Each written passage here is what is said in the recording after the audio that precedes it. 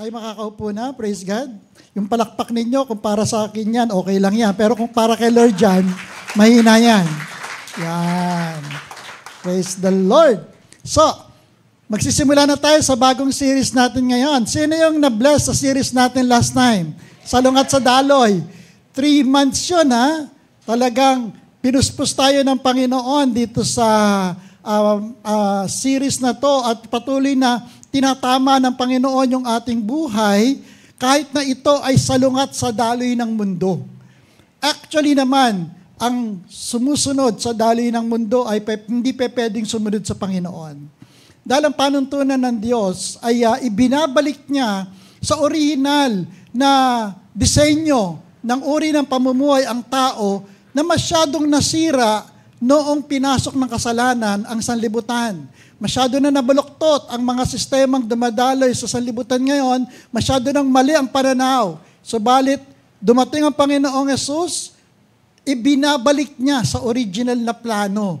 Itinatama niya yung gawin natin. At ito ang tunay na maayos at magandang pamumuhay sa harap ng ating Panginoon. Yung huling installment nung ating series sa Salungat sa Daloy, sinong nakakaalala? Anong title? Yung last Sunday lang yun, ha? True and false disciple o fake disciple, ano? Binanggit doon na may mga tao lip service lang, may mga tao na wala naman talagang tunay na pagmamahal sa Panginoon, na kine-claim nila na Christian sila. At nung bandang huli ng message na yon, ay pinakita doon kung paano tayo magiging true disciple sa pamamagitan ng pattern ng buhay natin sa Panginoong Yesus, o siya yung magiging foundation natin.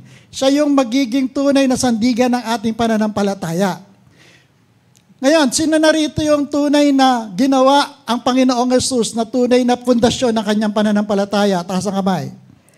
Hindi ko sinabing mag-amen, sabi ko taas ang kamay. Joke lang. Okay, lahat ba tayo ay nag-confess na ng pananampalataya sa Panginoong Yesus? So lahat ba tayo true disciples na? Mga pahina ng pahina. Lahat ba tayo true disciples na? Ngayon ang tanong, ano ang katibayan na ikaw ay true disciple? Nung tinanggap natin ang Panginoong Yesus, tinanggap natin ang kanyang kaligtasan, but to tell you honestly and to frankly tell you, salvation is free.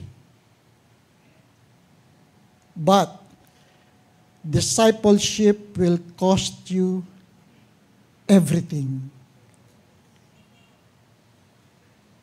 Okay, nandiyan na ba yung PowerPoint natin? Yan. Ulitin ko, salvation is free. Libre yan. But discipleship will cost you everything. Merong nag-survey at merong isang tanong na binigay sa kanila. Ang tanong sa survey ay ganito: what does it mean to follow Jesus? What does it mean to follow Jesus? Karamihan ng sagot, believe in Him. Go to church. Be a good person. Pero, sa Panginoong Yesus, wala ito. Sa marka ng isang disciple. Yung going to church, believing lang, at saka being a good person, wala ito. At yan ang pag-uusapan natin ngayon. Kasi karamihan ng mga mananampalataya ay parang yung isang binata na nag-apply nag-apply na maging sundalo ng kanilang bansa. Ang sabi noong tumatanggap ng mga aplikante, are you sure you want to be a soldier? You'll face hunger, danger, and sacrifice. Tama ba yon? Yes. Ang sagot ng binata, ang akala ko, marami kasing benefits, kaya gusto kong maging sundalo. And true enough, talagang ganyan ang marami nag-a-apply, di ba? Yung iba nga nag-a-apply maging pulis dahil masarap magkaroon ng authority, ng badge, at nakikita niya yung mga pulis ay medyo nananagana. Yung iba naman ay kumakandidato, gumagastos na malaki, dahil nakikita nila, yung mga kandidato, yung mga nagiging mayor, yung mga nagiging nakaupo sa gobyerno, ngayon na nga, ang sakit na pakinggan yung mga nakagaganap ngayon, ay dahil marami ang kanilang benepisyo, kahit na sa maling pamamaraan. Hindi nila nakita yung tunay na diwa ng posisyon na kanilang inaplayan. I remember one time, meron tayo dito Project Andrew. Palagi ko itong ini-example sa Project Andrew. Merong naglagay ng karatula na kailangan ng firemen, ng bombero. At marami ang nag-apply. At marami yung tinanggap. Merong mga 4 na tinanggap. At doon sa kanilang fire station, ay binilinan sa kanila ng kanilang chief na bawat isa merong assignment. Yung isa, binigyan ng walis o assignment mo dito sa fire station, magwalis ka. Yung isa naman, binigyan ng pandilig. Assignment mo dito, binigyan mo yung mga halaman sa paligid ng fire station. Ang isa naman ay marunong magmekaniko. Ang assignment mo ay kumpunuhin o panatiling in good condition yung ating mga fire truck. Tapos nung tinanong sila isa-isa, sabi ng chief sa kanila, tinanong sila, ano-ano ang pangunahin yung responsibility? Sabi ng isa, magwalis. Sabi ng isa, magdilig ng halaman. Sabi ng isa, magkumpuni ng fire truck. Sa galit ng kanilang police chief, ay dinisiplina silang lahat. Bakit? Nakalimutan nila yung pangunahin nilang responsibility. Ano ang pangunahing responsibility ng firemen? Magpatay ng apoy. Okay. Maraming mga Christians, nakakalimutan talaga yung tunay na pinasok nila. O masyado silang naging oblivious sa diwa ng pagiging Kristiyano na kanilang pinasok nila. And this time, lalalim tayo. Alam nyo, ito yung topic na nagpasuko sa maraming mga Kristiyano na bumitaw sa pananampalataya nila. Pero I believe, walang bibitaw sa FOM. Amen? Sabi mo sa katabi mo, ready ka na? Ang series natin ngayong month na to ay Trial Talk. The Marks of True Disciples. Diyan tayo iikot sa loob ng 5 linggo. Okay? Ang unang talatang ating pag-uusapan ay makikita natin sa Lucas 14, 25 hanggang 35. Actually, itong series na to, sinimulan na to ni Ram noong dads namin eh. Ito din yung aming pinag-usapan nung Dad's Life Group. Lucas 14, 25 hanggang 35. Nandiyan pa kayo? Ready na kayo? Humihina na. Ready na kayo? Yun. Okay, simulan natin sa pagbabasa. Babasa ako sa ang salita ng Diyos. Verse 25. Sumama kay Jesus ang napakaraming tao. Humarap siya sa kanila at sinabi, ang dami niya ng followers, ano? Pero nakakabigla yung next statement niya. Verse 26. Hindi maaaring maging alagad ko ang sino mang umiibig sa kanyang ama at ina, asawa at mga anak, mga kapatid, at maging sa sarili niyang buhay ng higit kaysa sa akin. Ang hindi magpasa ng sarili niyang krus at sumunod sa akin ay hindi maaaring maging alagad ko. Kung ang isa sa inyo ay nagbabalak na magtayo ng tore, hindi ba siya uupo muna upang magplano at kwentahin kung magkano ang magagastos niya upang matiyak kung may sapat siyang pera para maipatapos ang kanyang ipapatayo? Baka matapos mailagay ang mga pundasyon, ay hindi naman mayari ang tore. Siya'y kukutsain lamang ng lahat ng makakakita niyon. Sasabihin nila, ang taong ito'y nagsimulang magtayo, ngunit hindi naman na ipatapos. O sinong hari ang makikipagdigma sa kapwa-hari, ang hindi muna mauupo, upang pag-aralang mabuti kung kaya niya, gamit ang 10,000 niyang kawal, na sumagupa sa kalaban na may 20,000 kawal. At kung hindi niya kaya, malayo pa ang kalaban ay magsusugo na siya ng mga kinatawan upang makipagkasundo.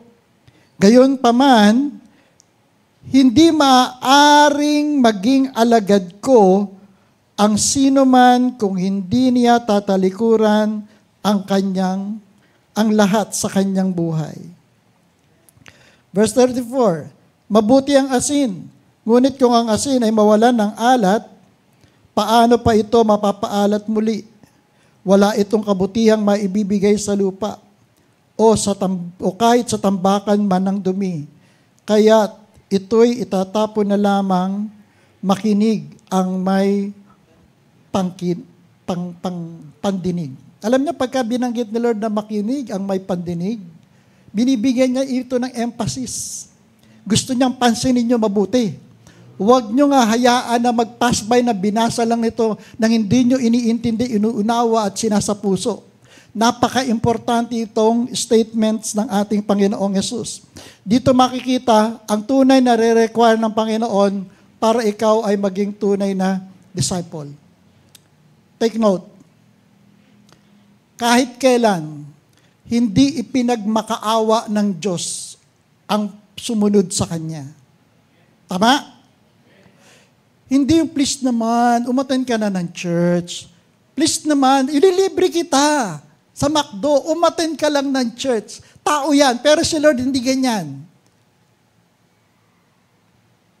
Dahil kung gusto mong sumunod sa akin, sabi ng Panginoong Yesus, ito ang nire-require ko. Ito ang tunay na marka ng tunay na sumusunod sa akin. Number 1, andiyan ba kayo? Hindi ba kayo nagsisisi at umattend kayo ngayong linggong to? Hindi naman. Praise the Lord. Number 1, a true disciple loves Jesus above all.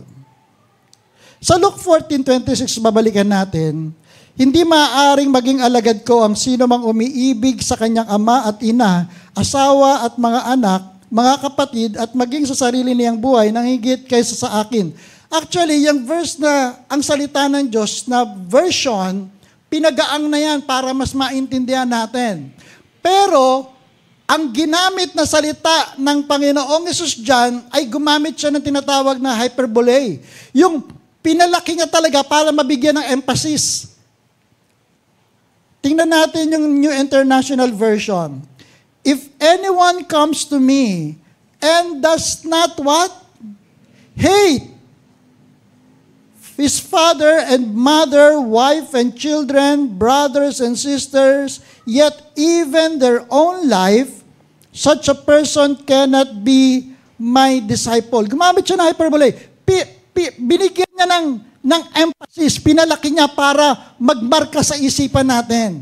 Pero hindi ibig sabihin dito na tinuturuan tayong mamuhi sa ating ama at ina at mga kapatid. Gumamit siya ng ganitong salita para maintindihan natin na ang love natin dapat sa Panginoong Yesus ay supreme sa lahat ng pagmamahal natin sa ibang tao o sa kung sino pa man.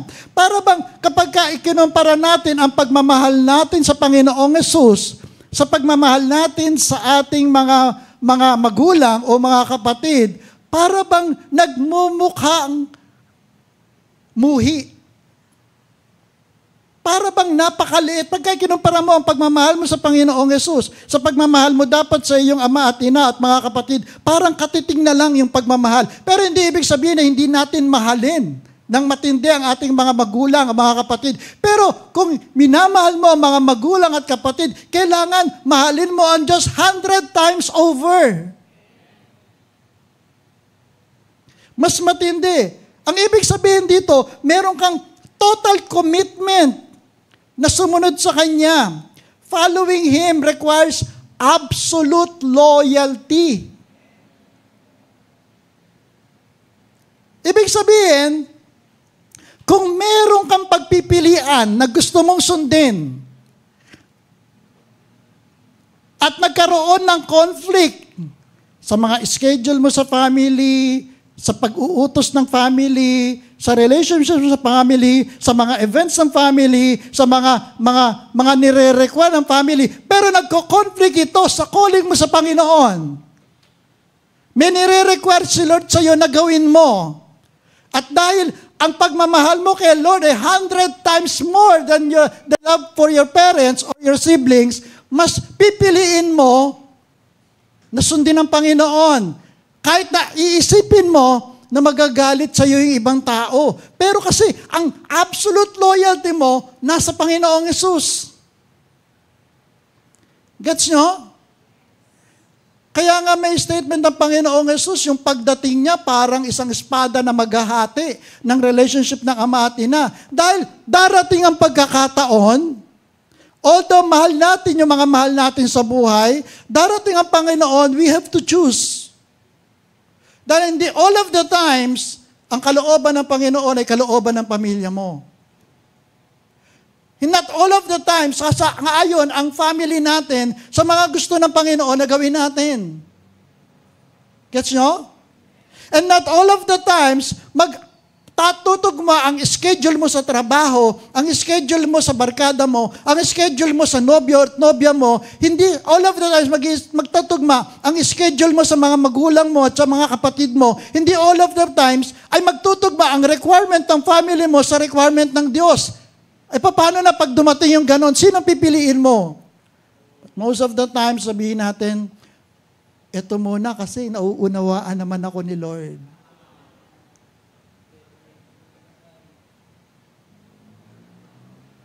But you know what? That moment, yung mga ganong pagkakataon, is the true test of your allegiance, loyalty, and your love for God.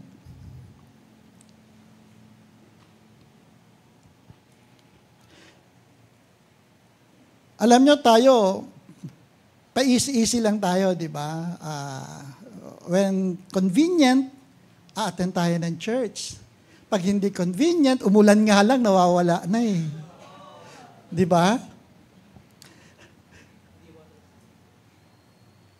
Pagka may mga conflicts sa mga schedule, okay lang. Parang prioritize na natin yung mga gusto ng Panginoong Hesus sa buhay natin. And in fact, to tell you frankly, tamaan, bato-bato sa langit, tamaan magbago. Fasting nga lang, ang hirap manawagan ng fasting.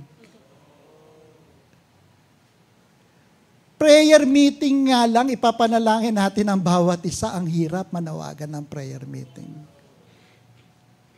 Dahil mas convenient pa tayo sa loob ng bahay, mas masarap atang kumain, mas masarap atang hindi nagugutom, di ba? Pero when it comes to fasting, yun yung time na i-deny mo yung sarili mo para to spend more time with God. Hindi, mahal ko naman si Lord eh. Siya ang number 1 sa buhay ko. Nagbasa ka ba ng Bible kanina? Ay, kasi busy na ako, malilate na ako sa work. Nagpray ka ba kanina?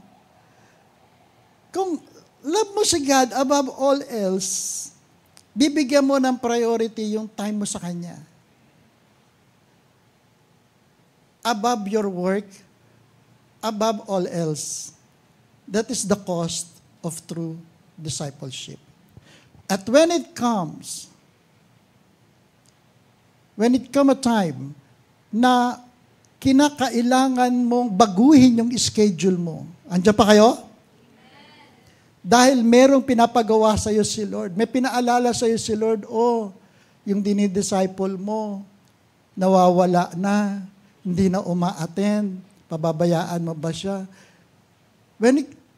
Dumating yung oras na busy ka pero may pinagagawa sa iyo si Lord.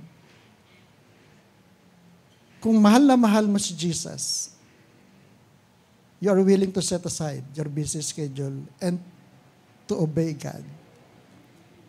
Amen? Sabi ko sa inyo, itong message na ito ang nagpawala ng maraming Kristiyano. Pero ang totoong Kristiyano mananatili.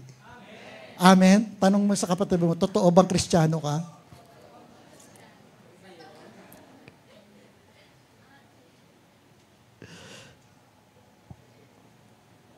Natutuwa ako dun sa mga kapatiran na talagang ipinapanalangin nila na magkaroon sila ng schedule sa trabaho. Talagang desire nila.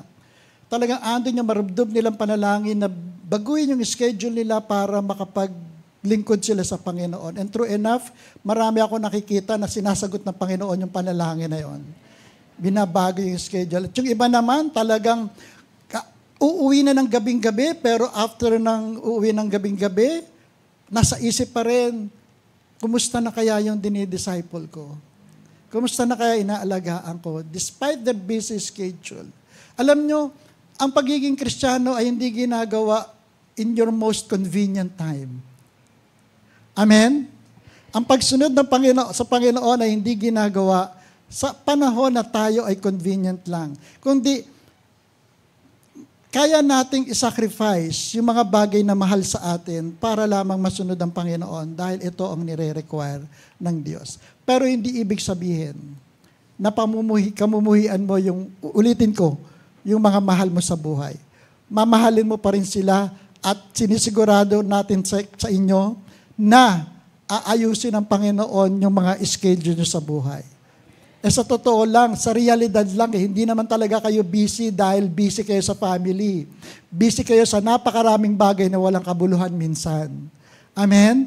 Maraming oras sa Facebook, maraming oras sa Dota, sa ML, maraming oras sa kwentuhan sa barkada, maraming oras sa anumang mga bagay. Pero sasabihin, family, no. Minsan nga, nasa loob ka na ng bahay, wala kang ginagawa kundi hawakan ng cellphone mo. Hindi para makipag-bonding sa mga mahal mo sa buhay. Kundi nandun ka lang. Di ba? Nadapa na nga yung anak mo, hindi mo pa napapansin dahil nakatutok ka sa cellphone. Di ba? Minsan gano'n yung hindi ka na sinasabi lahat, ano? Yung iba lang. Pero wala dito sa FOM yon. Amen? Amen. May bumulong sa akin, hindi ka sure. Okay? Number 2. So, ang tanong, bago tayo lumipat sa number 2, ano yung kumakalaban o nagko-compete sa pag-ibig mo sa Panginoon? Meron ba? Meron bang mahal mo si Lord pero merong sumisingit na ibang uri ng pagmamahal o ibang bagay o tao na minamahal mo na para bang nawawala ka sa focus kay Lord kapag eto na yung taong pinag-uusapan mo? Alam mo, minsan, yung mga kabataan, ano yan? Init na init yan. Alive na alive sa Panginoon nung bago mananampalataya. Pero nung nagka-girlfriend, nagka-boyfriend na, nawala na sa Panginoon. So may mga bagay na nakikipag-compete sa love natin kay Lord. Ano? O wag niyo sasabihin masyado kung judgmental. Ang dami ko nakikitang ganyan. Amen. Okay. Real talk to Real talk talaga yung series natin ngayon. Okay? Number 2. Okay? A true disciple carries the cross. When? Daily. Carry the cross daily. Sabi sa verse 27, whoever does not carry his cross and follow me cannot be my disciple. Sa Tagalog, ang hindi magpasan ng sarili niyang krus at sumunod sa akin ay hindi maaaring maging alagad ko. Nung panahon ng ating Panginoong Yesus, ang cross ay death sentence. Kaya hindi ang palamuti o kwintas o nilalagay sa ikaw o kaya naman panakot sa aswang o nilalagay sa sementeryo. Ang krus sa kanila ay death sentence. Gumamit si Jesus Christ ng metaphor na ang ibig niya sabihin niyan ay to carry your cross means dying to self, comfort, and control. It means embracing suffering, not just enduring hardships, but accepting it as a part of your spiritual journey. Minsan sabi sa akin na narinig ko nga isang kapatid na alam mo, dahil Kristiyano ka na, susubukin ka na matindi, maraming problema, kailangan maging matatag ka. Okay? Ay sumagot ako, alam mo naman kahit naman hindi mananampalataya, may problema eh. Amen? Kahit naman hindi mananampalataya, may problema sa pera, may problema sa family. Ang kagandahan lang, kapag ka-Kristiyano ka na, meron kang Diyos na natatakbuhan. May pananampalataya ka, natutulungan ka ng Panginoon. Okay. Pero what about carrying your cross? Carrying your cross is all about denying yourself ng mga comfort yung kinakailangan. Yun bang mamimili ka, mag-stay ka ba sa bahay o magde-disciple ka? Manonood ka ba ng sine in your spare time? Or maghahanap ka ng soul to win? Ikaw ba ay nagbe-beg off kapag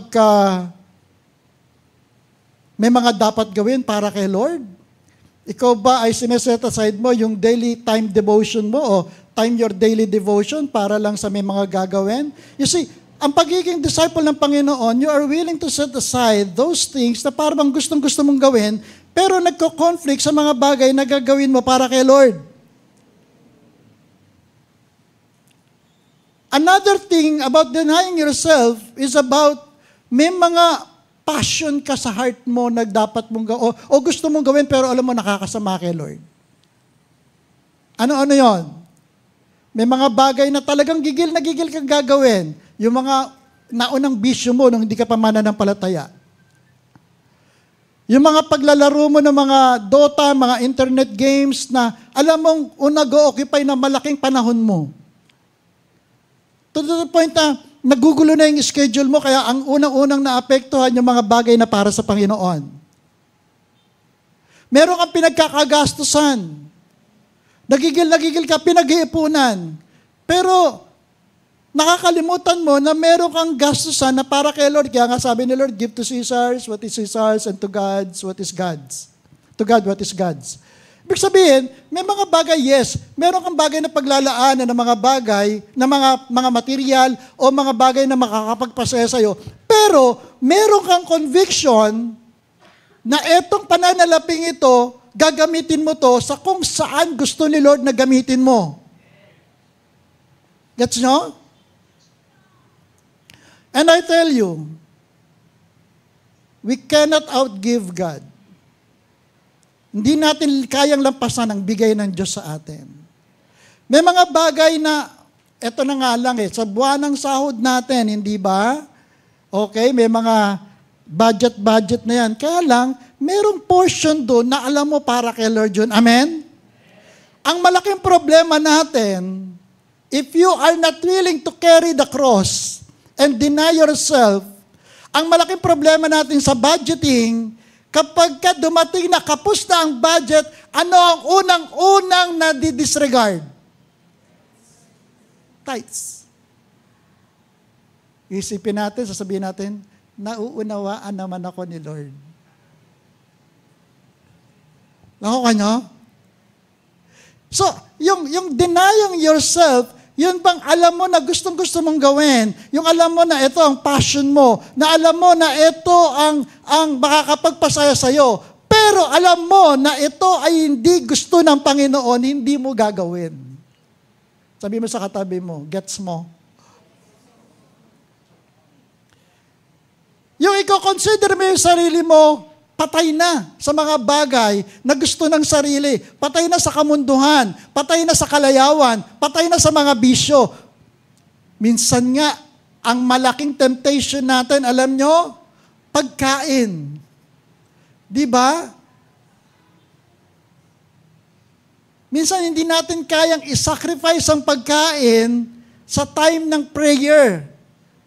Pwede ba, Pastor, kain muna bago prayer? O minsan naman, Pastor, kain na lang, saka na lang yung prayer.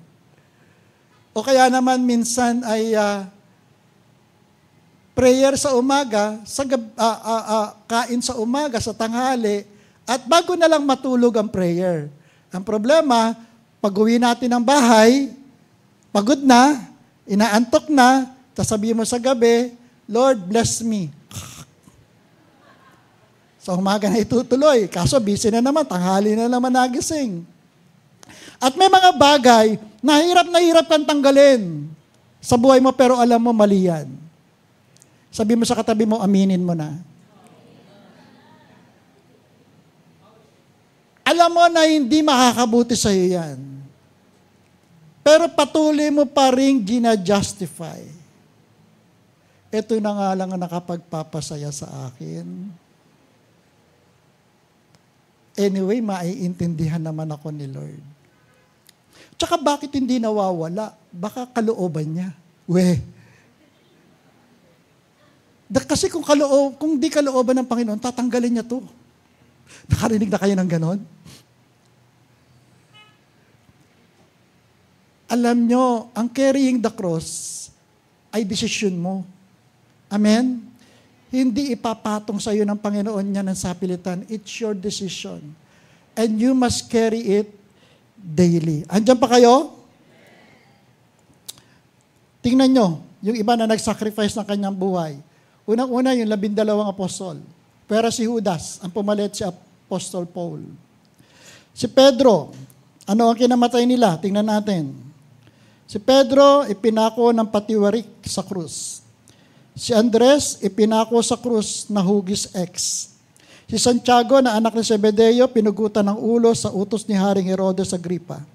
Si Felipe, pinako sa krus. Si Bartolome, binalatan ng buhay at ipinako.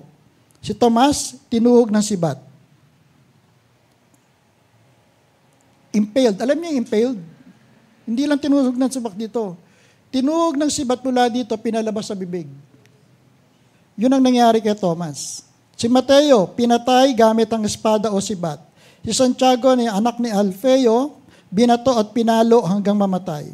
Si Tadeo, Judas, kapatid ni Santiago, pinalo ng pamalo, club, at pinugutan.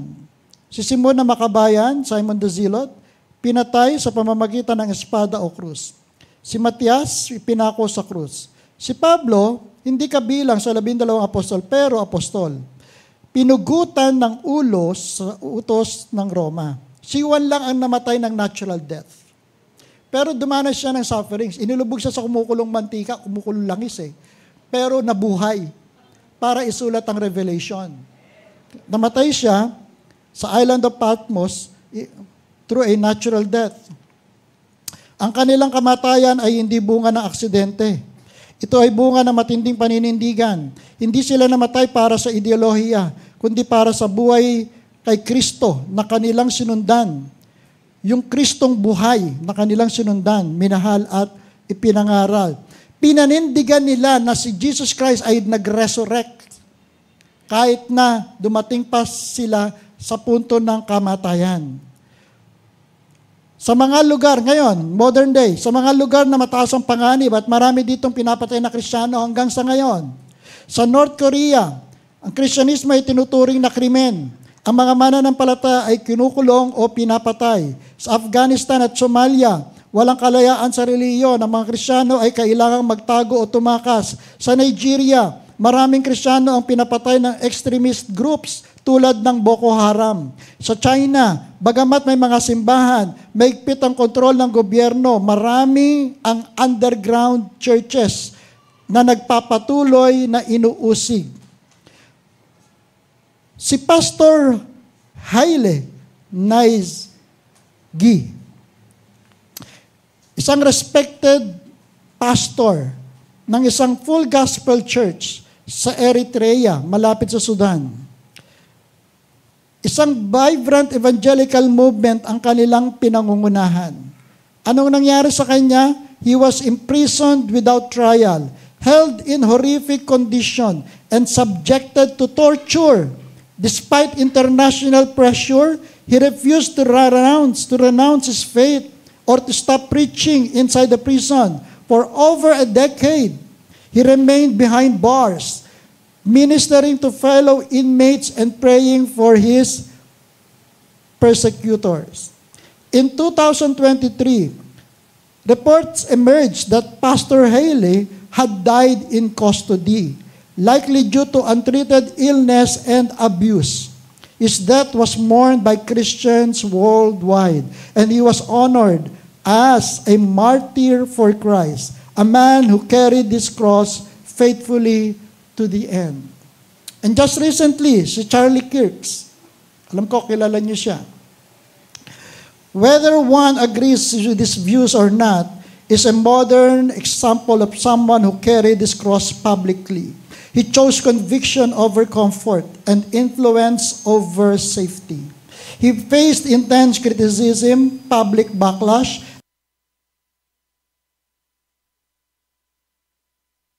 and even threats for his outspoken views on faith, politics, and culture. He promoted Christian nationalism, opposed abortion, and LGBTQ rights. Charlie Kirk was assassinated September 10, just recently, 20.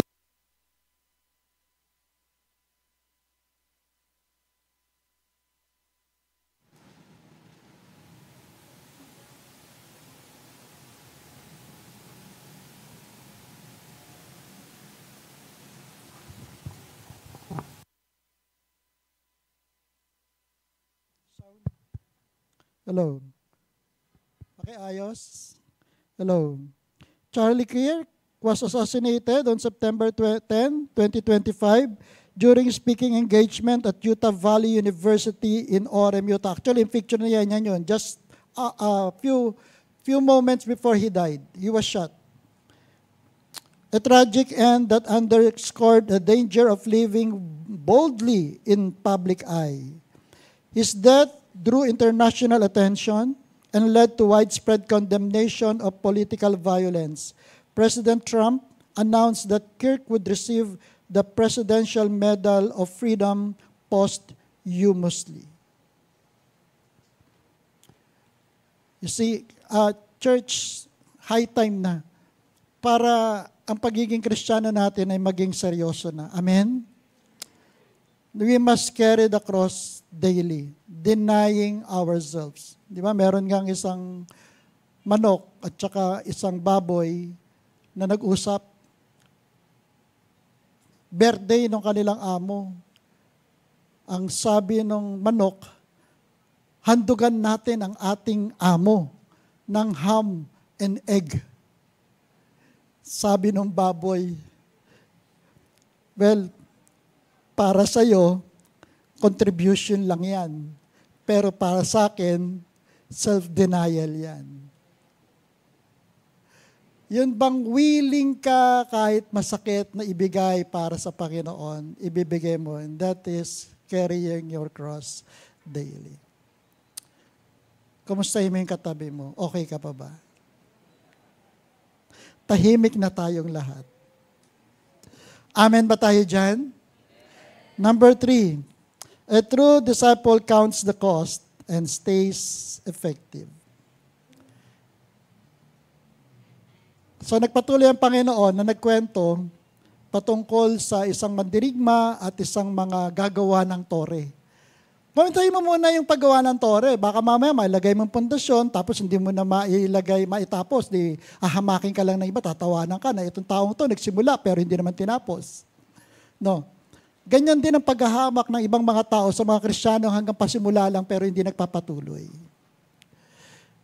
Sabi ng Panginoon, kung ikaw makikidigma, kung alam mong matatalo ka, makipagkasundo ka na. That means counting the cost.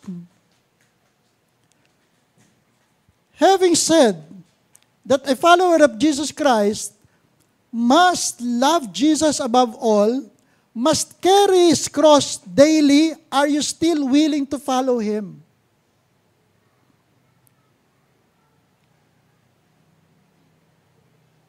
Patuloy pa ba tayong susunod sa Kanya? At kapag ka ganon, kung despite of the demands of discipleship, the requirements of the discipleship, loving Jesus above all, carrying your cross daily, if that is so, na kaya mong kunin lahat o gawin lahat ito, then I tell you, you will become a very effective disciple. Kasi pagkatapos ng sabihin yung mga bagay na yon, sabi ng Panginoon, anong silbi ng alat, ng asin kung mawawala yung alat? Di wala nang pakinabang. So, kapag ka ikaw ay hindi mo kaya na harapin itong requirement na ito para kang asin na nawalang ng alat, mananampalataya ka pero wala kang silbi. Dahil lang yung buhay ay hindi magkakaroon ng matinding impluensya sa mga tao sa paligid mo. Ang mangyayari lang sa'yo, simba, uwi. Pero hindi man lamang ba napapansin ng mga kapitbahay mo kung gaano ka katinding Kristiyano? Hindi ka ba napapansin ng mga mahal mo sa buhay kung gaano katatag ang pagmamahal mo kay Jesus Christ? Hindi ba napapansin ng mga katrabaho mo, sa eskwelahan mo, na ikaw ay totoong Kristiyano na nindidigan sa pagmamahal sa Panginoong Yesus? Kasi kung hindi mo kaya itong demand ng discipleship, para kang asin na nawala ng alat. Ang mga alagad na hindi handang magbayad, madaling nawawala ang lasa. Dahil kung walang sakripisyo, walang benepisyo. Kung hindi mo kaya, hindi ko magkakaroon ng benefits yung mga tao sa paligid mo dahil baliwala naman eh. Wala naman silang pinagkaiba sa'yo at wala ka naman pinagkaiba sa kanila. Anong impluensya ang maidudulot natin kung ang pamumuhay natin ay katulad din ng mga di mananampalataya? At kung hindi tayo magiging vocal, kung hindi tayo magpapakita na tayo mga Kristiyano despite ng mga criticism, ng mga persecutions, ng mga pag-atake, we play it safe most of the time. Amen? Yung chill lang. Yung tanggap lang tayo ng iba. Pero ang nakikita ko talagang malaking impluensya yung mga radikal na Kristiyano. Hindi radikal na nagpapasabog ng mga building, kundi yung tumitindig talaga sa kanilang pananampalataya, sumasalungat talaga sa daloy. Umiibig na matindi sa Panginoong Yesus. Nakikita very obviously sa kanyang buhay na siya ay follower ni Jesus Christ. Na siya ay tunay na mananampalataya. Sa kanyang conversation sa iba, sa kanyang gawi sa iba, sa kanyang pamamalakad sa buhay, sa trabaho, sa kanyang performance sa school, sa kanyang performance sa trabaho, sa kanyang pagsasalita, sa kanyang paglakad man lang, sa kanyang pagtingin man lang sa mga tao, sa pagupo man lang sa mga jeep, sa LRT, sa bawat gawin natin, palagi natin kinoconsider na mahal natin ang ating Panginoong Yesus. At gagalaw tayo dahil mahal natin ang Panginoong Yesus. Susunod tayo sa Kanya dahil mahal natin ang Panginoong Yesus. Aayusin natin yung priority natin dahil mahal natin si Yesus. Kahit na ito'y nangangahulugang papasanin ko ang krus ko araw-araw. Tayong lahat ay tumayo.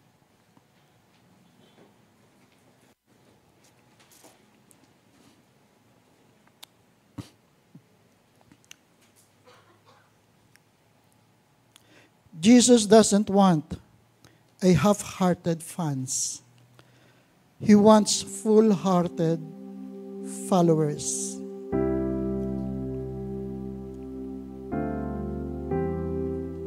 Ayaw ng Panginoong Yesus ng mga tagahanga lang. Ang gusto ng Panginoong Yesus, tagasunod. Ang tanong, are you willing to love Jesus above all?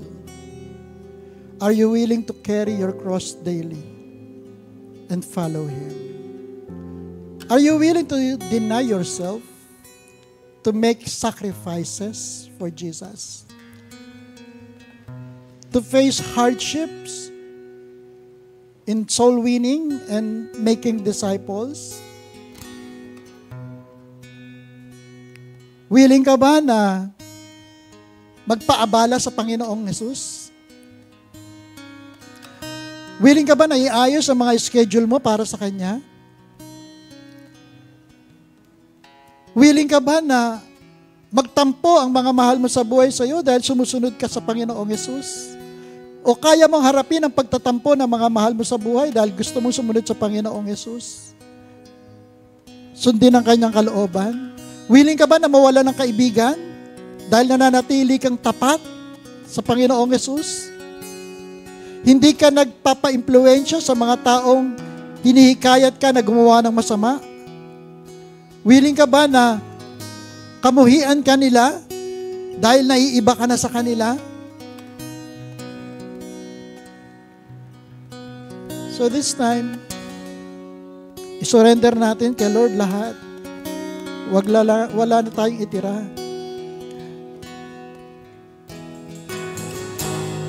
Hayaan natin na siya na ang mag-control ng buhay natin. Na siya na ang maging number one sa buhay natin. Na maging willing tayo to make sacrifices just to follow Him and to obey Him.